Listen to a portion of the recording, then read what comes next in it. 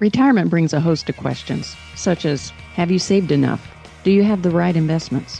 When should you start Social Security? How do you pick the right Medicare plan? Should you buy long-term care insurance? And how will you spend your time in retirement? A popular blog says there are another 7 crucial questions that go unasked far too often. Join us today for a lively discussion of these questions and how they could affect your retirement plan. It's easy to get lost on the way to retirement. Things like taxes, improper planning, and excessive market risk can all lead you astray from your goal of a successful and happy retirement. That's where Liz Whittaberry comes in. She's a holistic financial advisor and the founder of Best Path Advisors, and she can help guide you to a better financial path. This is Retire on Your Best Path with Liz Whittaberry. Hey everybody, welcome into the podcast. This is Retire on Your Best Path with Liz Whittaberry and myself. Going to talk about some of these unasked questions, or some different set of unasked questions maybe, that we should certainly be thinking about when it comes to our retirement strategy. And of course, if you've got questions of your own and need help, or you want to ask some of these about your situation, please make sure you're reaching out to a qualified professional like Liz, who is the founder and financial advisor at Best Path Advisors. And you can find her online at bestpathadvisors.com. What's going on, Liz? How you doing? I am great. I'm great. And hanging in there? It's nice that the weather is cooling down and getting to feel a little bit like fall. Well, the leaves are falling everywhere here. So, yeah, absolutely. So, you mentioned a couple of things in the teaser. There's lots of questions that come with retirement, right? And often I think sometimes people say there's only the same 6 or 7 kind of questions, but it's kind of how you frame them a little bit, and some of the different kind of pieces that can walk you into the next step of the question or the thought process. So this was an interesting blog. I thought, you and I were talking about this, kind of share some of the, the different aspects to some of these questions that maybe people have asked themselves, but maybe in a different context. So we'll dive in and talk about it a little bit, and it should unravel itself and make more sense as we go. So let's just kind of start with the first one. We've all thought about the downsizing conversation, right? That typically pops up when you're thinking, well, do I want to stay in this, this big old house, or, whatever the case is. And so often couples will have that. But I liked how this was framed. It said, when will our life be downsized? Because eventually somebody has to deal with our stuff. And I thought that was an interesting way to think about that. It is. And I have seen actually families deal with stuff that mom and dad had left, and how hard that can be, because first off, they want to go through touch every single piece of every paper, everything that was saved, because it might be important. If mom and dad saved it, it might be important. And often you don't know, right? So you're really scrutinizing each piece as well. Right. You're trying to figure out, is this important, or is this just something that they saved? And then trying to give away or divide up or sell items. And that can be hard too, because there's a whole movement, I think, across the younger generation not to have as much stuff. So who wants to buy this older stuff, and who do you give it to? So it can be very time consuming. And I want to back up just a minute. This blog, as you and I were talking earlier, is written by somebody who has found out that he has cancer. And I think that is possibly playing into some of the thinking as to questions that maybe he hadn't really thought about up to this point.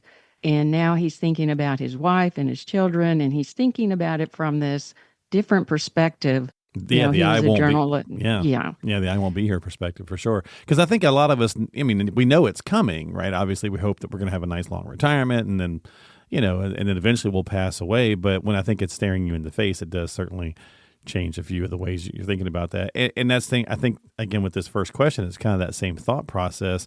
My in-laws, for example, they live in the house that my father-in-law was raised in, and of course it was his mom and dad's house. And in the basement, there is like 3 generations worth of accumulated stuff that keeps just getting pushed downstairs, right? Right. And so my wife's like, God, I don't want to deal with that when my parents pass, right? To this point, I know. Yeah. So and on the other side of that, let's say that they need to go into assisted living. Yeah. Mm-hmm. And I've seen people go through that process. They do need to go to assisted living. They need to do something with all this stuff. They need to figure out, what do we keep? What do we not keep? What do we take with us? And again, if you start cleaning out, like this says, it's best to downsize before diminishing mobility forces us to do so, Yeah. then you put yourself in a better position and your heirs as well.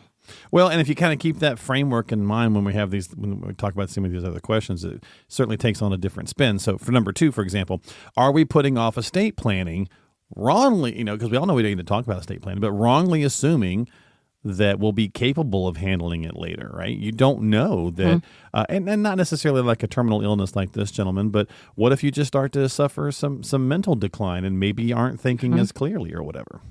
Right.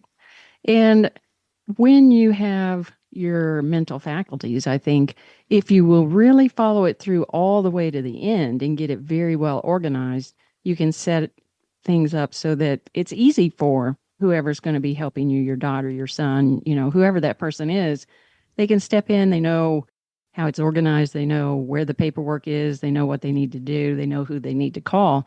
If you keep putting it off thinking, I'll get to that, then it can be, again, a lot of effort for family to do what they need to do.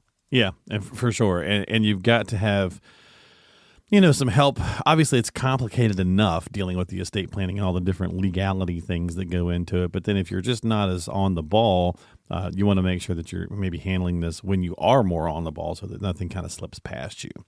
What about tax? And we've talked about, we've talked about the importance of having the documents.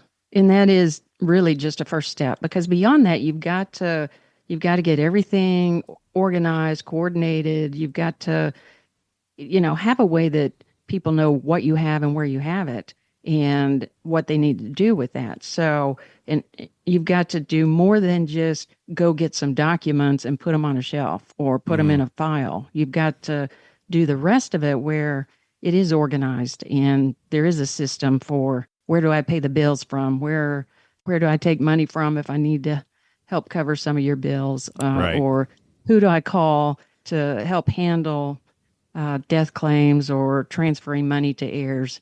That needs to be organized. Well, an organization is going to go a long way to making things smoother for sure in all of these categories, right? So what's going to happen to our taxes when the first spouse passes away, right? So we often think about being tax efficient. And you and I have talked about it before. It is important to think about the fact that at some point, one of us is not coming downstairs for breakfast, and that's going to change a bunch of stuff. Yeah. And we have talked about this one a lot. And I do talk about this with the people that I'm doing planning with.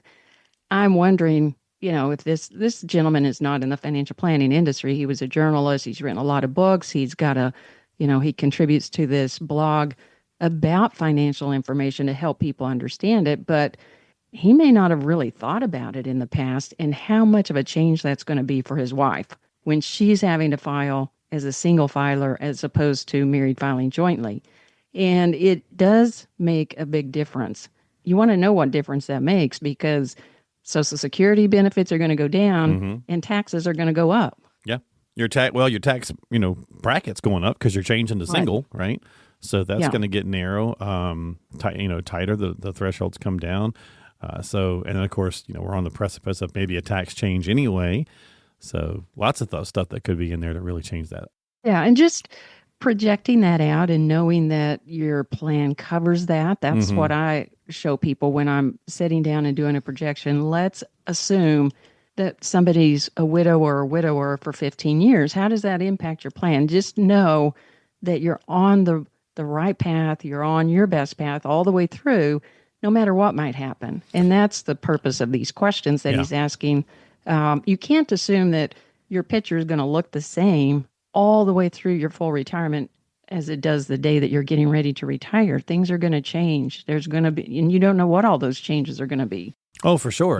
And thinking about that question of the taxation side, right, it leads him into the next question, which was, okay, well, all right, what about the surviving spouse? Can they cope with, minus a Social Security, right? So now you're only getting the one of the two. Right, the bigger check. And that varies from family to family. He points out that, if one person didn't really work or didn't have a big benefit, then they're getting half of the other person's benefit, which means when the first spouse dies, then instead of getting 150% of that bigger benefit, you're getting 100% of it. So that's a 30% cut let's say that they both worked Hmm. and both spouses worked and had pretty equal Social Security benefits. Well, then you're getting a 50% reduction in Social Security income when the first person passes away.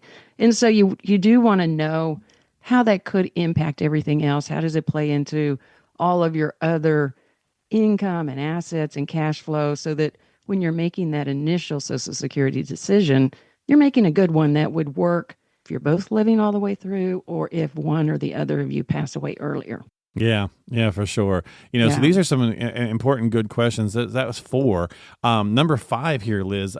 This one is certainly resonates with my own mother. But what if I can't drive, or what if we can't drive? Right. So we're talking about unasked questions here, and this one's a big one because it does change. There's that freedom aspect. Like, I mean, remember how great it felt to finally get your own driver's license and be able to take yourself places. And there's something about the freedom of being able to drive. And at some point, you get older and maybe that's not going to be in the cards anymore. Eyesight, response time, whatever the case might be. And I know that things have changed so much with all the delivery services we have, but there's still that aspect of, needing the vehicle. Yeah, there's a lot to think about there.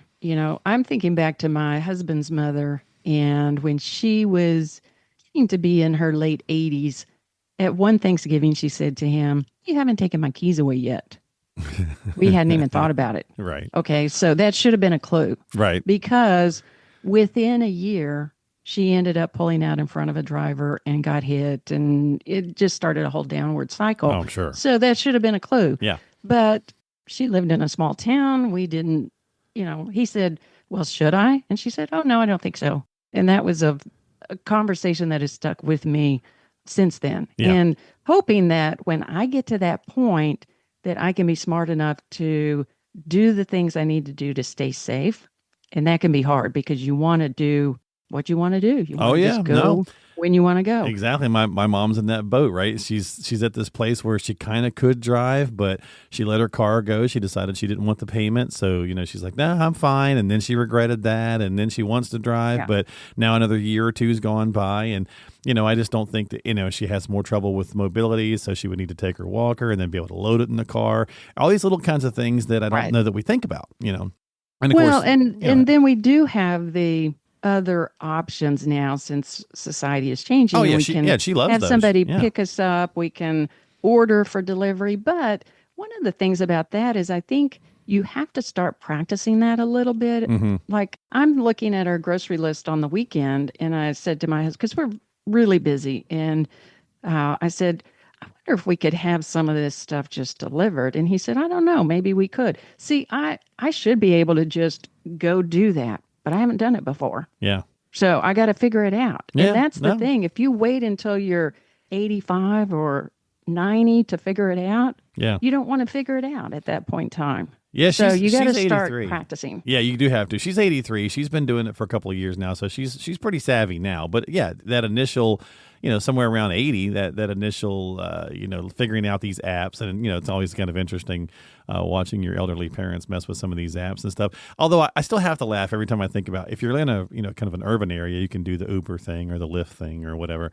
Although I still have to giggle. We grew up in a time period where it's like never trust, don't talk to strangers, and never get in the car with a strange person. And yet nowadays on the internet, we order a car on the internet from a strange person to take us someplace. It's very opposite of what we were told not to ever do. All right, number 6 on this list. Are the kids on? I like this one too. Are the kids on board with providing care, or do we just assume that they are? And this one hits home as well for, I bet, a lot of people, myself included, because it's like, well, my kids are going to take care of me.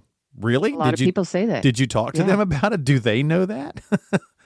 A lot of people will tell me that they don't want to go down the road of thinking about, well, how could this play out? Now, some people do want to think about it because they've seen their parents and other people in their family, and they know Mm-hmm. that it's a burden, to have your kids responsible for Sure. all of that. You need to have a plan in place where your wishes are known. They know what your wishes are.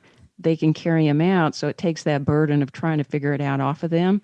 And that's something that I've talked about in my Friday email, and we've talked about it in the past. But it is a common attitude that, well, they'll just help me. But at what level will it be too much? Exactly. See the prior point about the car, right? I take my Right. mom to all of her doctor's appointments and stuff, but at some point, like what level of, well, they're just going to pick up the slack. Does the slack get even bigger? And do you Right. want to do it? Can you do it? Right. And what kind of, detriment does it add to your own life? And of course we want to help our parents, but there has to be reality in those conversations too. Right. You gotta have a plan for all the different layers, so that everybody can be on board and not stressed out, and it can work well. Yeah. Yeah, for sure. Well, let's hit the last one, Liz, and we'll wrap it up this week here. He talks about, what other dubious assumptions could we be making? That's a little bit broad strokes here, but obviously there's a lot of different things that we could be, kind of assuming or reading. And I know we have to do that to a degree. I know part of what you guys do is speculating a little bit because we don't know when we're going to pass. We don't know if a long-term care event will happen, right? So on and so forth. So there's just a lot of other assumptions we do have to make in building a retirement strategy. I guess the idea is, are you working with someone maybe who can help you think about them because they've seen it happen to other clients? I like his closing paragraph here where he says, I wouldn't be so confident in the assumptions you're making because if you're 60, think back to what you were like at 30. Right. And what you wanted and what you thought your life was going to look like. And now that you're 60, try to think about what you're going to be like at 90. You can do some projections, but there's going to be a lot of things that you just really don't know. Yeah. And can't know. And so by working with a financial advisor that has walked with people through that age 60 to 90 period more than once and has seen how some things play out, can really help you think through so that you make sure that you do stay on your best path all the way through. Yeah, great point, right? We're only doing this once, so working with someone who's helped others, many others do it, it does provide a little bit of insight, especially into some of these questions that have to be assumptions. So some unasked questions for you to think about. Thanks so much for hanging out with us on the podcast. Hopefully you enjoy the content. As always, if you do, don't forget to subscribe to the podcast on Apple or Spotify. You can also check out Liz's YouTube channel. Lots of video content there as well. All of that stuff you can find at her website, and of course get onto the calendar with her at bestpathadvisors.com. That is bestpathadvisors.com. Liz, have yourself a great week, and we'll talk soon. Thank you. You too, Mark. We'll see you next time here on Retire on Your Best Path with Liz Whittaberry.